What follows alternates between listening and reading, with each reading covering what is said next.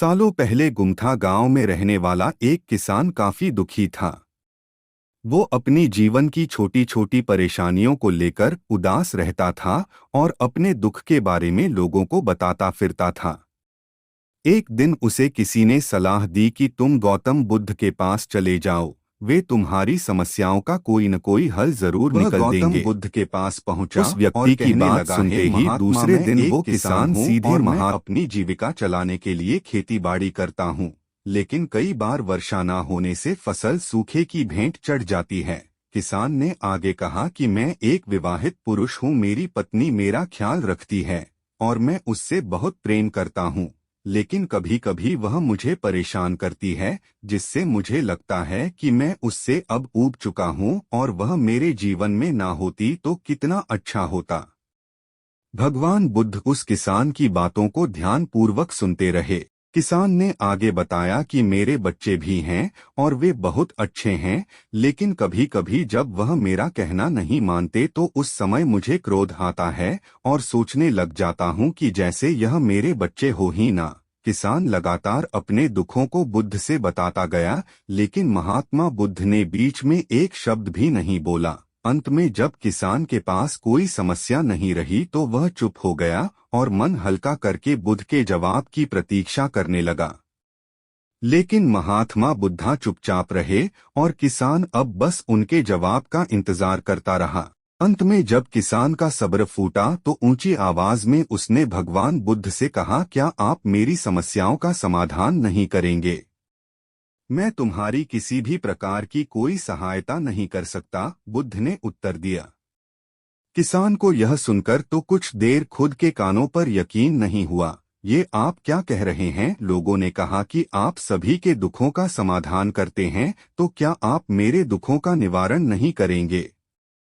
इसे भी पढ़ें। स्कूल हेडमास्टर को लिखा गया पत्र। बुद्ध ने कहा, सभी के जीवन में कठिनाइयां होती हैं, तुम्हारे जीवन में ऐसी कोई कठिनाइयां नहीं है जिनका मैं समाधान करूं।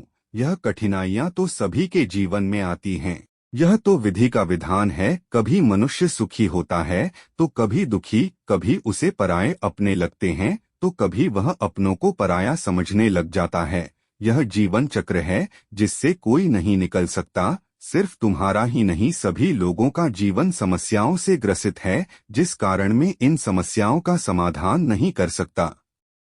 यदि किसी एक समस्या का मैं समाधान कर भी लूं तो उसकी जगह कोई दूसरी समस्या उत्पन्न हो जाएगी। यही जीवन का कटु सत्य है। किसान यह सुनकर क्रोधित हो गया और कहने लगा कि सब लोग कहते हैं कि आप महात्मा हो, मैं आपके पास एक आस लेकर आया कि आप मेरी सहायता जरूर करेंगे, लेकिन आप जब समाधान नहीं कर सके तो मेरा यहाँ आना व्यर्थ हुआ।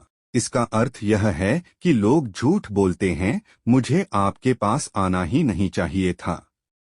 इतना कहकर किसानों वहां से जाने लगा। तभी बुद्ध ने कहा, मैं तुम्हारी इन समस्याओं का तो नहीं, लेकिन एक दूसरी समस्या का समाधान कर सकता हूँ। किसान आश्चर्यचकित रह गया और कहने लगा कि मेरी इन समस्याओं के अलावा दूसरी समस्या भला क्या हो सकती है? बुद्ध ने कहा कि वह समस्या यह है कि तुम नहीं चाहते कि तुम्हारे जीवन में कोई समस्या हो। इसी समस्या के कारण ही दूसरी कई समस्याओं को जन्म हुआ है।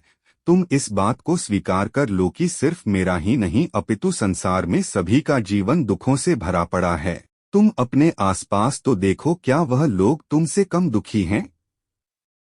तुम्हें अपना दुख बड़ा लगता है और जो लोग तुम्हारे आसपास हैं उनको अपना दुख, इस दुनिया में सभी को अपना दुख बड़ा लगता है, चाहे छोटा हो या बड़ा, लेकिन जिसके साथ हो रहा है उसको बड़ा ही लग रहा है। यदि तुम ध्यानपूर्वक देखोगे तो यह जीवन सुख दुख से भरा हुआ है। इसको तुम कभी नहीं बदल सकते हो, लेकिन तुम सुख दुख से अवश्य ऊपर उठ सकते हो। यह तुम्हारे लिए संभव है। स्टोरी ऑफ महात्मा बुद्धा। सुख दुख को हम आने से रोक नहीं सकते हैं, लेकिन सुख और दुख का हम पर कोई प्रभाव न पड़े ऐसी व्यवस्था हम कर सकते हैं। सुख दुख के आने से हमें विचलित नहीं होना, बल्कि धैर्य से सामना